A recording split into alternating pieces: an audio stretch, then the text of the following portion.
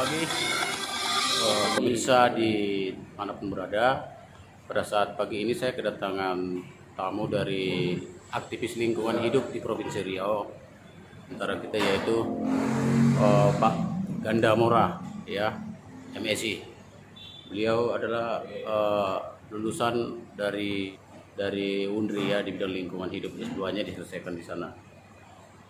Sebenarnya pada saat ini kita berbicara tentang poin penting, di mana dari pemantauan media bahwa Dinas Lingkungan Hidup Provinsi Riau melalui penegakan hukumnya, khususnya satuan yang berada di Jalan Dahlia, yang saat ini dipimpin oleh Pak Agus Saroko, kerap diketahui oleh publik bahwasannya terjadi penangkapan berbagai alat berat dari lokasi kawasan-kawasan yang menjadi tanggung jawabnya, ya.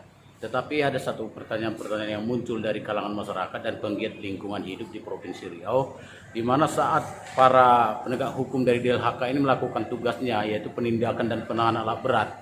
Tetapi kerap hal itu kemudian tidak berselang 2 bulan, 3 bulan, itu akhirnya diperadilan oleh pihak yang pemilik alat berat atau kawasan yang mengelola kawasan hutan selama berpuluh tahun, dan akhirnya dimenangkan. Dalam artian di sini pemerintah melalui DLHK dan penegak hukumnya lemah dan kalah gitu, dan itu berkali-kali menjadi sebuah, seakan-akan ada tanda kutip penilaian masyarakat itu menjadi sebuah modus. Modus dalam artian ya kita ini mungkin oknum ya untuk mendapatkan hal-hal yang bersifat keuntungan pribadi. Kita nggak tahu ya, tapi itu adalah asumsi publik seperti itu. Nah, ini yang perlu harus dijelaskan oleh pemerintah Provinsi Riau melalui DLHK dan penegak hukumnya, supaya nampak keseriusan Gubernur Riau itu dalam rangka penegakan hukum atas lingkungan hidup atau kawasan hutan yang sudah memang saat ini banyak dikuasai secara ilegal oleh pihak-pihak tertentu.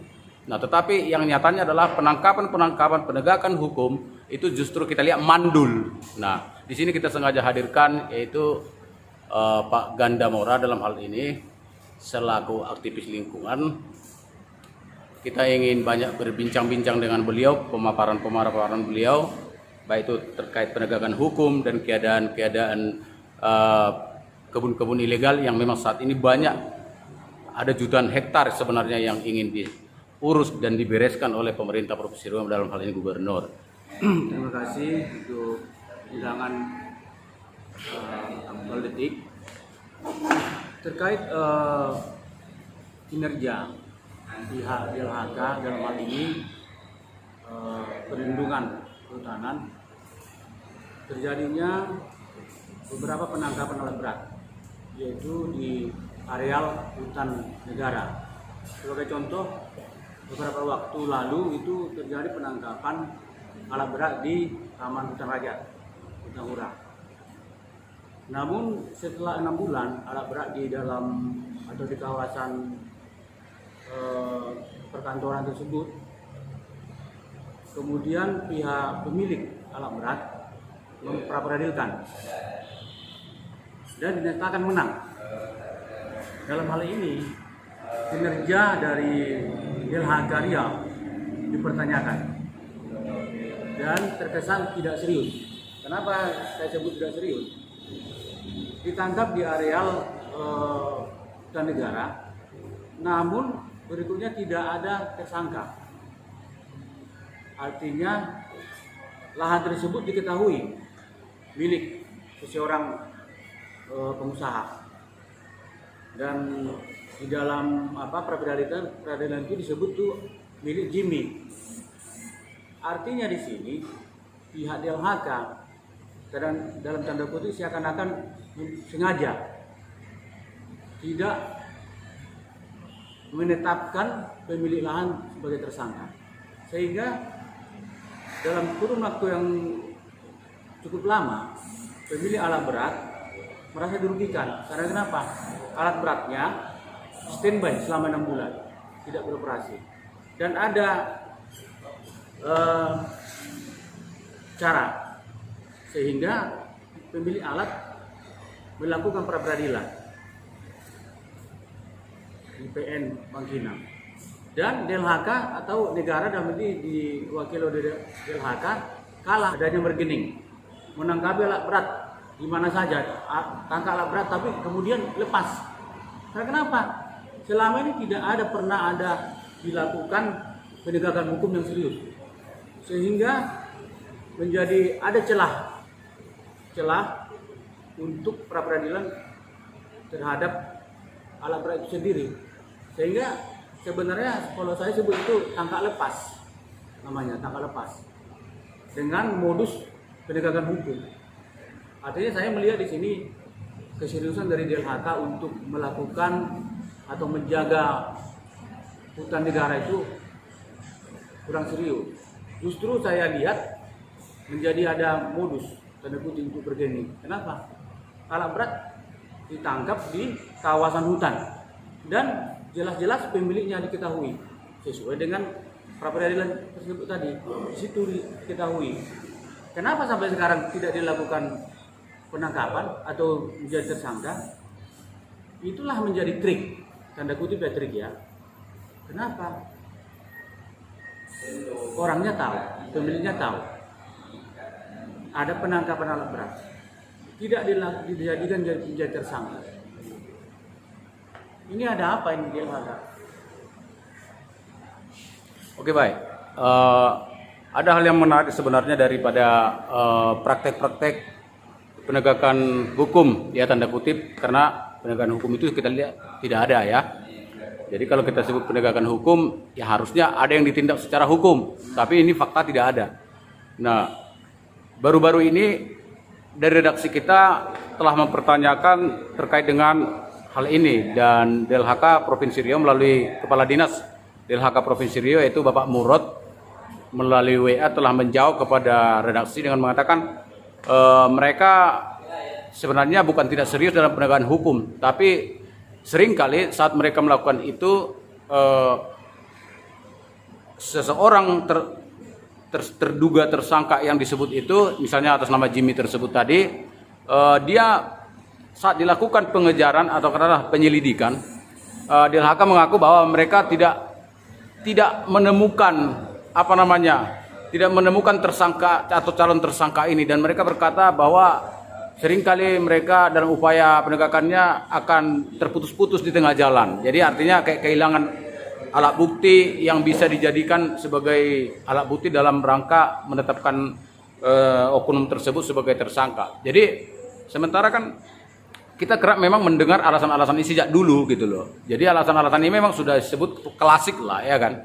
Nah klasik. Jadi artinya dalam hal konteks seperti ini tahun demi tahun, periode demi periode bergantinya Kepala Dinas DLHK Provinsi Riau, sepertinya alasan-alasan klasik ini enggak pernah berganti gitu. Gimana kira-kira Bapak aktivis lingkungan hidup Provinsi Riau melihat ini? Artinya alasan tersebut sebenarnya tidak berdasar. Tidak berdasar. Dalam rangka penegakan hukum, lari atau tidak larinya seorang tersangka, itu penegakan hukum kan bisa dinyatakan dia tersangka, jadikanlah tersangka. Kalau dia lari, jadikan DPO. Kalau seseorang dijadikan tersangka, ada tersangkanya, berarti alat beratnya bisa jadi alat bukti. Artinya di sini memang sengaja pihak DLHK tidak menjadikan tersangka. Apabila mana seseorang perusahaan lingkungan dengan menggunakan alat berat itu dijadikan tersangka, maka alat berat itu menjadi titipan pengadilan. Apabila dia menjadi titipan pengadilan, berarti kan sitaan negara. Menjadi sitaan negara, mau tersangkanya lari, mau DPO atau bagaimana caranya itu, tetap menjadi alat bukti sehingga pra peradilan tidak bisa menang. Ini modus. Jadi ini lebih domainnya kepada modus ya. Artinya ada motivasi-motivasi lain gitu ya. Di balik penangkapan alat-alat berat. Artinya begini, kalau DLHK serius untuk menjalankan tupoksinya, menyelamatkan hutan, setiap perorangan korporat yang merusak hutan dan diketahui orangnya jadikan tersangka, sehingga penyidikannya tersebut serius, sehingga apa yang disebut dengan perusakan oleh alat berat itu menjadi alat bukti karena ada tersangkanya. Sekarang tersangka tidak ada, bagaimana alat berat bisa merusak kalau tersangka tidak ada? Oke. Terus kemudian supaya diskusi atau wawancara ini lebih menarik, menurut Pak Gandamora selaku penggiat lingkungan hidup di Provinsi Riau, bagaimana kemudian korelasi daripada bentuk kinerja dari DLHK melalui penegak hukumnya ini dengan kepercayaan yang diberikan oleh negara kepada Gubernur Riau selaku yang bertanggung jawab untuk penertiban ada sekitar 1 juta hektar lahan ilegal di Provinsi Riau, dan juga hal itu adalah bagian dari rekomendasi KPK. Kurang lebih bulan Februari 2019 lalu itu sudah dipercayakan kepada Gubernur, dan Gubernur kabarnya juga kita ketahui telah membuat atau mengeluarkan SK, di mana dalam SK tersebut melibatkan banyak pihak ya, lembaga vertikal yang khususnya dalam penegakan hukum dilibatkan. Nah, tapi kita sampai sekarang ini sejak Februari lalu sepertinya kita sepi daripada pemberitaan atau informasi terkait keseriusan dari pemerintah Provinsi Riau dalam melakukan penertiban yang dimaksud. Apakah sudah ada yang ditertibkan, siapa, di mana, berapa luas, terus penertiban penegakan hukumnya apakah sudah dilakukan, di mana diproses, terus kemudian kerugian keuangan negara, pajak dan lain-lain selama yang tidak didapat itu bagaimana? Kita kan nggak melihat ini. Nah, oleh karena itu mungkin ada nggak korelasi daripada yang ditunjukkan kinerjanya oleh pihak DLHK ini dalam konteks yang ditapung ya, penangkapan kemarin sampai berkali-kali tapi dilepaskan ini, kemudian korelasinya langsung dengan keseriusan Gubernur di dalam mengemban amanah atau tugas yang diberikan oleh negara melalui KPK kemarin. Menurut Pak Ganda? Kalau saya lihat keseriusan Gubernur sudah cukup serius. Artinya beliau menerbitkan SK pembentukan Satgas dalam rangka menertibkan terkait lahan-lahan yang dikuasai di dalam kawasan. Artinya bila mana dikuasai di dalam kawasan hutan, ini kan tidak mungkin ada perizinan, berarti ilegal. Namun dalam hal implementasinya itu kami melihat aktivis cukup tidak efektif. Sehingga saya kemarin kan menyampaikan kepada publik agar satuan tugas itu dibubarkan saja. Karena kenapa? Menelan biaya cukup banyak. Setiap melakukan kegiatan ke lokasi itu kan terdiri dari beberapa tim dan menghabiskan beberapa biaya, cukup banyak biaya. Dan kita lihat sampai sekarang itu hasilnya outputnya tidak ada. Sedangkan kami saja dari aktivis itu menemukan ratusan, baik korporat, baik perorangan, ratusan oknum yang melakukan kegiatan di atas dengan negara. Sementara DLHK menyebutkan hanya 34. Artinya di sini efektivitas daripada Satgas yang dibentuk oleh Pak Gubernur kami nilai kurang bekerja, tidak efektif, hanya menghabiskan biaya. Apa yang harus dilakukan? Yang harus dilakukan penegakan hukum. Kalau disebutkan oleh Bapak Kepala Dinas 34 korporat, kenapa hanya korporat? Kan ada perorangan yang memiliki 200 sampai 1.500 hektar dengan modus koperasi saja. Kalau tidak berguna, karena mereka tahu ada panologi, ada pengawasan, ada polhut. Berarti intinya pemerintah Provinsi Riau dalam hal ini tidak serius ya? Tidak serius. Kalau kami sebut tidak serius. Makanya kita sebutkan kalau tidak ada guna bubarkan saja. Kan apa harapan penggiat lingkungan dalam hal ini melihat sampai sejauh ini ketidakseriusan yang justru diperlihatkan begitu? Apa kira-kira harapan daripada Pak Ganda selaku aktivis lingkungan hidup di Riau? Harapan kita minta kepada Bapak Gubernur untuk menunjuk pemimpin atau petugas di DLHK itu orang-orang yang memang rimbawan, orang-orang yang cinta lingkungan, dan orang-orang yang bisa menyelamatkan hutan dan juga menyelamatkan untuk pemasukan negara. Kenapa? Jutaan hektar sekarang lahan ilegal. Artinya lahan ilegal ini kan maksudnya tidak berizin. Baik itu korporat, baik itu perorangan, jutaan hektar. Tidak ada dasar untuk membayar pajak. Sehingga sebenarnya kalau dilakukan oleh pemerintah Provinsi Riau, inventarisasi dan penegakan. Contoh, ada beberapa corporate, dia memiliki lahan puluhan ribu hektar, tapi tidak mau mengurus HGU.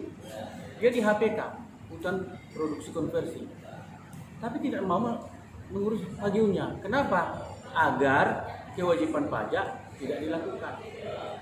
Menurut Pak Ganda, ada enggak tindak korupsi di dalam persoalan ini yang melibatkan kawasan hutan dikuasai secara ilegal, tidak punya izin, tidak bayar pajak, tapi bisa dikuasai seperti seakan-akan tanda kutip ya, yang menguasai tidak merasa melakukan pelanggaran apapun, tapi tetap bisa berjaya. Makanya setiap laporan kita itu tetap kita laporkan itu Kepala Dinas LHK, karena kita sebut itu pembiaran. Sebagai contoh di Tahura itu kan banyak oknum yang menguasai kawasan. Sebagai contoh kemarin yang ditangkap alat berat, karena kan itu kan disita negara. Terus sedangkan lahan yang sudah dieksekusi juga bisa dikuasai. Artinya di sini negara harus hadir, membentuk tim hukum yang serius dari berbagai elemen untuk membebaskan lahan-lahan tersebut. Sekarang kita melihat bukan hanya HPK, HP, HPT, hutan lindung, SM habis. Dalam hal ini Kementerian Lingkungan Hidup jaga lingkungan itu. Contoh, Polhut pindahkan, jangan di kota. Polhut itu kan menjaga hutan. Kenapa harus di kota? Pindahkan. Buat posko-posko dengan komandan-komandan tertentu. Tesonilo berapa? Timbang baling berapa? Bentuk. Jangan di kota. Polhut kok di kota. Pindahkan ke tempat-tempat rawan.